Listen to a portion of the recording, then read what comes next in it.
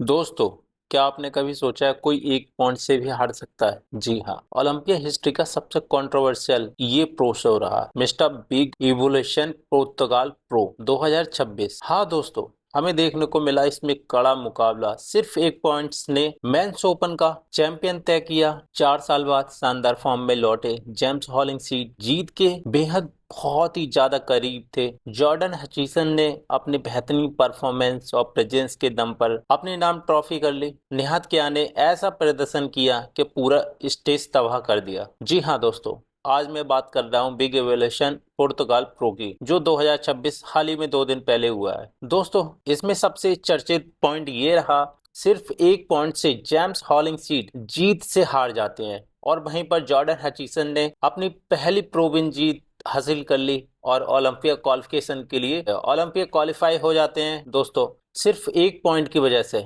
याद रखना दोस्तों, सिर्फ एक पॉइंट की वजह से जेम्स हॉलिंगसीड हार गए और ये मुकाबला कंट्रोवर्शियल भी था। कहीं कहीं लगता था, मुझे खुद लगता था कि ये जीतने वाले थे, लेकिन ओवरऑल बॉडी पैकेज प्रेजेंस और कंडीशन देखें तो जॉर्डन हचिसन ने अपनी बेहतरीन बेहतरीन बैलेंस और प्रोफेशन से अपने नाम ट्रॉफी कर ली। दूसरी तरफ 212 डिवीजन के निहात कया ने एक अच्छा प्रदर्शन किया, पूरी स्टेज पर दबदबा बनाए रखा। वहीं क्लासिक क्लासिक फिजिक के नतीजे भी काफी ज्यादा चर्चित में रहे, क्योंकि यहाँ पर फैंस की उम्मीदें कुछ और थी, रिजल्ट कुछ और आया। आज की इस वीडियो में हम ओपन 212 और क्लासिक फिजिक तीनों डिवीजन का पूरा फुल ब्रेक डाउन करेंगे, इसलिए वीडियो को आखिर तक जरूर देखते रहना दोस्तों।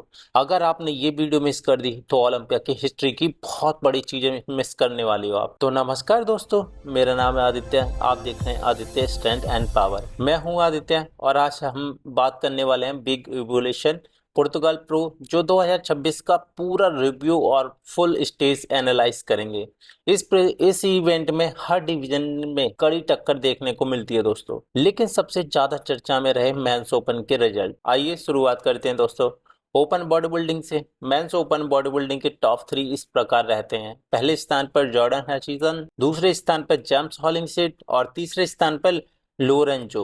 सबसे दिलचस्प बात यह रही कि पहला और दूसरा केवल एक पॉइंट के अंतर से तय हुआ। इससे साफ पता चलता है जजों के लिए फैसला लेना कितना मुश्किल रहा होगा। अब देखते हैं अलग अलग पोज में किस एथलीट ने बढ़त बनाई। फ्रंट डबल बाइसेप की बात करें तो दोस्तों, इस पोज में जॉर्डन हचिसन ने शुरुआत से ही मजबूत एकदम प्रभाव छोड़ा। उनकी बीटे पर और साफ कमर, चौड़े कंधे और संतुलित स्ट्रक्चर ने उन्हें बढ़त दिलाई। उनकी प्रेजेंस काफी ज्यादा नियंत्रित लगी। हॉलिंग सीट की बात करें तो आर्म्स हमेशा की तरह बड़े और मोटे और डेंस थे, लेकिन पूरे फ्रेम को देखकर जॉर्डन ज्यादा कंप्लीट पैकेज लग रहे थे, इसलिए ये फ्रंट डबल बाइसेप पहुंच जाता है जॉर्डन हचिसन को। अब लेट स्प्रेड की बात करते हैं दोस्तों। लेट स्प्रेड में भी जॉर्डन ने अपनी बहुत अच्छी विथ दिखाई। फ्लो के साथ बीटे पर काफी अच्छा दिख रहा था। उनका पर बॉडी और कमर का संतुलन इस पोज को साफ नजर आ रहा था। यही कारण था कि जजों का ध्यान बार बार उनकी ओर गया और ये फ्रंट लेट स्प्रेड भी पोज जीत जाते हैं। अब आते हैं दोस्तों साइड चेस्ट में, उस पोज पर जिसमें हॉलिंगसीड ने अपनी ताकत दिखाई। साइड चेस्ट में उनकी मसल डेंसिटी, चेस्ट की मोटाई और आर्म्स का हॉट शू एकदम प्रॉपर दिखाई दे रहा था। कंडीशन नेक्स्ट लेवल दिखाई दे रही थी। इस एंगल से जेम्स का एक्सपीरियंस साफ नजर आ रहा था और यही उनकी सबसे मजबूत पोज भी माना जाता है और ये पोज जीत जाते हैं जेम्स हॉलिंगसीड। साइड ट्राइसेप की बात करें तो जेम्स ने यहाँ पर भी अपना दबदबा बनाया और ये पोज भी जीत लिया। उनकी ट्राइसेप की डिटेल और आर्म्स की मोटाई और पूरे साइड प्रोफाइल हार्डनेस ने उन्हें इस पोज में बढ़त दिलाई। ये पोज भी जेम्स हॉलिंगसीड जीते हैं दोस्तों। अब आता है मुकाबले का सबसे रोमांचक तत्व, back lat spread. Jordan Hutchison ने शानदार बैलेंस दिखाया। उनकी बैक की चौड़ाई और लोअर बैक में डिटेल और ग्लूट्स की कंडीशन काफी ज्यादा महत्वपूर्ण लगी। ये वाला पोज तो मिलता है जॉर्डन हचिसन को। बैक डबल बाइसेप की बात करते हैं दोस्तों। बैक डबल बाइसेप में जेम्स हॉलिंगसीड की बैक बहुत ज्यादा अच्छी है। उनकी कंडीशन, डेंसिटी, हैमस्ट्रिंग और हार्डनेस नेक्स्ट लेवल किया और उनकी पोजिंग भी इतनी स्मूथ और फ्लो होती है, अच्छा होता है। तो ये पोज जाता है जेम्स हॉलिंगसीड को। अब आते हैं दोस्तों नेक्स्ट पोज पर, एब्स एंड थाई।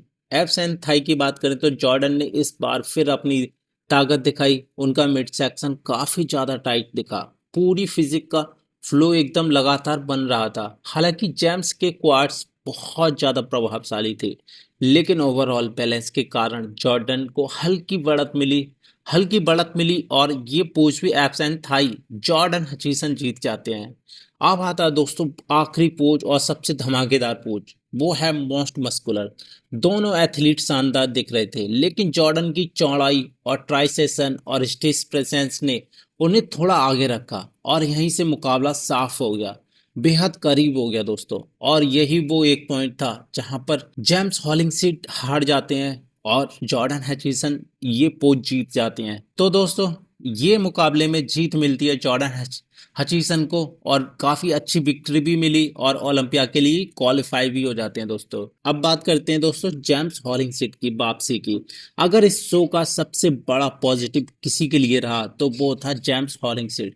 4 साल बाद दोस्तों उन्होंने 4 साल बाद, याद रखना 4 साल बाद उन्होंने अपनी वापसी की और जिसने एक बार फिर साबित कर दिया कि वे दुनिया के सबसे खतरनाक ओपन डिवीजन के एथलीट में से एक हैं। उनकी मसल डेंसिटी, फुलनेस, ग्रेनीनेस और लुक मुकाबले में एक नेक्स्ट लेवल का दिखाई दे रहा था। भले ही उनके नाम ट्रॉफी नहीं आई, सिर्फ एक पॉइंट से दूर रह गए, एक पॉइंट की वजह से हार जाते हैं, लेकिन उनकी ये वापसी बहुत ही ज्यादा महत्वपूर्ण थी, बहुत ही ज्यादा सकारात्मक रूप थी।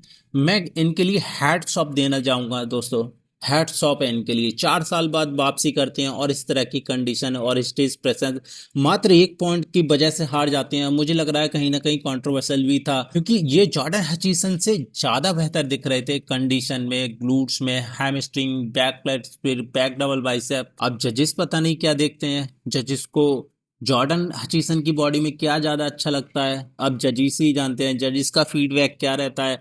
आने वाले टाइम में हमें खुद पता चल जाएगा। अब दोस्तों अब ये भी जानते हैं जॉर्डन हचिसन आखिर क्यों जीते। जॉर्डन की सबसे बड़ी ताकत उनका बैलेंस। हर फौज में उन्होंने अपनी कमर का कंट्रोल बनाए रखा, प्रेजेंस साफ रखी, पूरी फिजिक का फ्लो एकदम नेक्स्ट लेवल पर था। यही संतुलन आखिर में उन्हें जीत दिला देता है। लेकिन सवाल अब भी बना हुआ है, अगर मुकाबला सिर्फ एक पॉइंट पर तय हुआ तो क्या आपको ये लगता है जेम्स हॉलिंग जीत के ज्यादा हकदार थे? इस सवाल का जवाब भी दोस्तों नेक्स्ट वीडियो में आपको जरूर मिलेगा। अब बात करते हैं दोस्तों ओपन बॉडी बिल्डिंग की बाकी प्लेसिंग की किस किस को कौन सा स्थान मिला, क्योंकि इस शो में केवल टॉप 3 नहीं थे, बल्कि कई एथलीट ने अपनी धमाकेदार स्टेज प्रेजेंस दिखाई। चौथे स्थान पर रहते हैं जस्टिन बॉस्ले, इस बार पहले से ज्यादा कहीं बेहतर और कंडीशन में दिखाई दिए।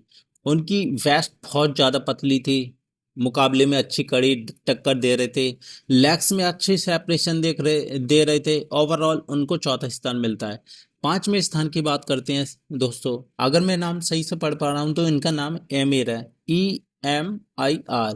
उन्होंने पिछले मुकाबले की तुलना में ज्यादा फुल और हार्ड लुक लेके आए। उनकी मसल थिकनेस काफी ज्यादा अच्छी थी, स्टेज प्रेजेंस भी काफी अच्छी रही। अगर वो आगे चलकर अपनी कंडीशन और शार्पनेस में सुधार करते हैं तो अच्छी प्लेसिंग ला सकते हैं। 3 स्थान पर रहते हैं दोस्तों डैन। उनकी सबसे बड़ी ताकत और उनकी छोटी कमर और राउंड मसल बेलीज, एस्थेटिक स्ट्रक्चर, हालांकि लाइटम में बाकी प्रतियोगिताओं की कंडीशन काफी ज्यादा मैच्योर दिखी, थोड़ी बेहतर रही, इसी वजह से टॉप 5 में जगह नहीं बना सके। अब बढ़ते हैं दोस्तों 212 बॉडी बिल्डिंग की ओर। इस डिवीजन में जिस एथलीट ने सबसे ज्यादा प्रभावित किया, निहात स्टेज पर शुरुआती से बेहद ज्यादा कॉन्फिडेंस दिखाई दिए। ऐसा लग रहा था जैसे उन्हें पहले से पता हो ये शो मैं जीतूंगा, ये मेरी बिन है और मैं ये जीतकर ओलंपिया क्वालिफाई भी हो जाऊंगा। ये निहात को पहले से ऑलरेडी पता था, क्योंकि जिस तरह की कंडीशन और स्टेज प्रेजेंस और इस तरह की अपडेट जो रेगुलर देते जा रहे थे, उसे देखकर ये लग रहा था इनके मुकाबले शायद ही कोई खिलाड़ी खड़ा हो स्टेज पर, शायद ही इनको कोई बीट कर पाए। ये जरूर ध्यान रखना दोस्तों, मैं बोल रहा हूँ शायद ही।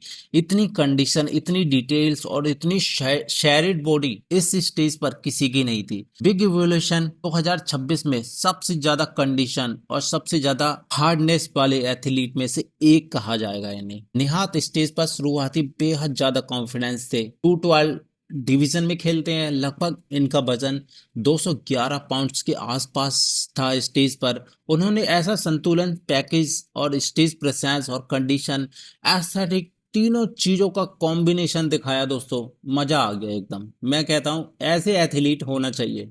ऐसे एथलीट आएंगे ओलंपिया ओलंपिया स्टेज पर तो ऑडियंस का ध्यान जाता है, ऑडियंस देखती है और ऑडियंस पसंद भी करती है। उनकी सबसे बड़ी ताकत रही उनका tight mid section, clean line, शानदार मसल सेपरेशन। लगभग हर तुलना में वो आत्मविश्वास में से भरे हुए, उनका कॉन्फिडेंस नेक्स्ट लेवल था दोस्तों। उनकी स्टेज प्रेजेंस साफ नजर आ रही थी और इस जीत के साथ उन्होंने मिस्टर ओलंपिया क्वालिफिकेशन भी हासिल कर ली। अगर वो इसी तरह से कंडीशनिंग और ज़्यादा बेहतरीन और ज़्यादा शेयर्ड बॉडी और ज़्यादा हार्डनेस और थोड़ी बहुत डिटेल भी ऐड कर लें तो मुझे कहीं ना कहीं लगता है क्योन पियर्सन को बहुत बड़ा थ्रेट होने वाला है आने वाले समय में। 2026 में मिस्टर ओलंपिया है, कुछ ही 3 महीने के करीब रह चुके हैं। अगर उस समय ओलंपिया होगा, अगर ये बंदा उस समय और ज्यादा नेक्स्ट लेवल की तैयारी करके आता है तो सच कहूंगा दोस्तों, कियोन इस बार हार जाएंगे। हाँ दोस्तों, ये मेरा जवाब नोट कर लो आप। कियोन पियर्सन इस बार हारेंगे जरूर, गारंटी से हारेंगे। क्योंकि जिस तरह से इसकी बॉडी है, इस बंदे की बॉडी है निहात किया की, वो आज तक स्टेज लेवल पर किसी की दिखाई नहीं दी। इतना कंडीशन, इतना शैरेट और इतनी हार्ड बॉडी, इतनी डिटेल्स, बैक में डिटेल्स, ग्लूट्स इतने टाइट, हैमस्ट्रिंग इतने टाइट, क्लैप्स इतने टाइट, ट्राइसेप का हॉट शू और back double bicep, front double bicep, हर जगह इन्होंने तबाही मचा रखी। मैं सच बोल रहा हूँ दोस्तों, स्टेज पर इनके मुकाबले कोई भी एथलीट खड़ा नहीं हुआ। मुझे लगता है कियोन या तो निहात किया इस बार के मिस्टर ओलंपिक 2026 में जरूर बहुत ज्यादा कड़ा मुकाबला देखने को मिलेगा दोनों एथलीट के बीच। अगर ये दोनों एथलीट एक ही स्टेज पर नजर आए तो बहुत बड़ी राइवलरी देखने को मिलेगी। हाँ दोस्तों, मैं सही कह रहा हूँ, कंट्रोवर्सी भी हो सकती है इसमें। हाँ दोस्तों, ध्यान रखना, कंट्रोवर्सी भी हो सकती है क्योंकि क्योन पियर्सन ओलंपिया वालों के चाहते हैं। और दोस्तों, निहात के अभी शुरुआती दौर में 24 साल के एथलीट हैं और कियोन पियर्सन काफी ज्यादा एक्सपीरियंस खिलाड़ी हैं। मिस्टर ओलंपिया जीत चुके हैं, मिस्टर ओलंपिया जीत चुके हैं। उससे पहले वो क्लासिक फिजिक डिवीजन में खेलते थे। मैं उनसे कोई हेट नहीं करता, लेकिन उनकी फ्रेम कंडीशन, डिटेल और साइज में मसल मैच्योरिटी बहुत ही ज्यादा अच्छी है। लेकिन जिस तरह की कंडीशन और बॉडी निहात क्या ने इस बार दिखाई है 212 डिवीजन में, शायद ही कोई लेके आया हो। हाँ दोस्तों, सही कह रहा हूँ, शायद ही कोई लेके आया। अब दोस्तों, वीडियो ज्यादा लंबी हो जाएगी, हम नेक्स्ट अपडेट के बारे में बात कर लेते हैं। जब तक क्लासिक फिजिक डिवीजन की, इस डिवीजन में मुकाबला भी बहुत ज्यादा रोमांचक। फाल्को ने शानदार प्रदर्शन किया और पहला स्थान हासिल किया। उनकी कमर छोटी थी, क्लासिक लाइंस, मसल फ्लो साफ और कंडीशन एकदम नेक्स्ट लेवल की थी जो जज को एकदम तुरंत प्रभावित कर जाती है।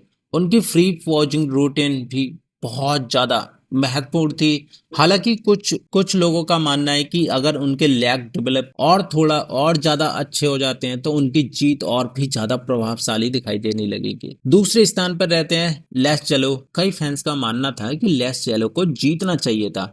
उनकी लंबी फ्रेम, शानदार हैमस्ट्रिंग, ग्लूट्स डिटेल्स, बेहतरीन कंडीशन ने उन्हें पूरे मुकाबले में बेहद ज्यादा इम्प्रेसिव बनाए रखा। तीसरे स्थान पे आते हैं लूका रेगो, जो प्रीसीजन के दौरान लोगों का ध्यान खींच रहे थे। लोगों को लग रहा था टॉप 2 में जरूर रहेंगे, लेकिन फाइनल्स रिजल्ट तीसरे स्थान पर मिलने के बाद सबके चेहरे से होश उड़ जाता है दोस्तों। सबके होश उड़ गए जब तीसरे नंबर लूका रेगो का अनाउंस किया गया तो साफ दिखाई दे रहा था ऑडियंस का रिएक्शन किस तरह का है और लूका रेगो को ये प्लेसिंग डिजर्विंग थी या नहीं। अब मुझे कमेंट करके जरूर बताना। यही वजह रही कि रिजल्ट को लेकर सोशल मीडिया पर काफी चर्चा फैली हुई है। अगर हम पूरे इवेंट का विश्लेषण करें तो ये कहना गलत नहीं होगा कि मिस्टर बिग इवोल्यूशन पुर्तगाल प्रो 2026 इस सीजन का सबसे करीबी और चर्चित मुकाबला रहा। मेंस ओपन में जॉर्डन हर्सिजन ने अपनी शानदार balance, clean presence, aesthetic flow के दम पर जीत हासिल की और दूसरे स्थान पर रहे जेम्स हॉलिंगसीड ने साबित कर दिया कि वे दुनिया के सबसे खतरनाक एथलीट हैं, ओपन बॉडी बिल्डर में सबसे ज्यादा खतरनाक। उनकी वापसी आने वाले प्रो शोज के लिए बेहद ज्यादा उत्साह से भरी हुई होगी। और लोरेंजो लोई ने अपनी शानदार कंडीशन के दम पर बहुत ज्यादा फैंस को प्रभावित किया। कई फैंस आज भी मान रहे हैं कि दूसरे स्थान के लिए वो डिजर्विंग थी। ट्रू टू ऑइल में दोस्तों निहात किया ने अपने दबदबा बनाए रखा, जबकि क्लासिक में फैल्को ने जीत हासिल की, इस डिवीजन में नई चर्चा दे दी दोस्तों। अब सबसे दिलचस्प बात आप सभी के लिए दोस्तों, क्या आपके हिसाब से जॉर्डन हचिसन की जीत सही थी? क्या दोस्तों जेम्स हॉलिंग सीट को जीतना चाहिए था? क्या लोरेंजो लोई तीसरे स्थान के हकदार थे और क्लासिक फिजिक में लेस्टेलो और लूका रेंगो को बेहतर प्लेसिंग मिलनी चाहिए थी? आप अपनी राय कमेंट सेक्शन में जरूर लिखिए दोस्तों। मैं आपकी हर एक कमेंट पढ़ता हूं और हर एक कमेंट का जवाब भी देता हूं। अगर आपको बॉडी बिल्डिंग की ऐसी ही लेटेस्ट प्रोफेशनल गहराई से भरी और निष्पक्ष एनालाइज पसंद करते हैं तो वीडियो को लाइक जरूर करें और channel Aditya stand and power को सब्सक्राइब प्लीज जरूर करें। बेल आइकन को जरूर दबाएं दोस्तों, जिससे आने वाली हर एक अपडेट सबसे पहले आप तक पहुंचे। मैं आपके लिए हर हफ्ते इंटरनेशनल बॉडी बिल्डिंग की सबसे बड़ी खबर, pro shows result, physique breakdown, all up के अपडेट्स लेकर आता रहूंगा। मिलते हैं अगले वीडियो में, तब तक के लिए स्टे गुड बाय। जय हिंद दोस्तों, जय भारत।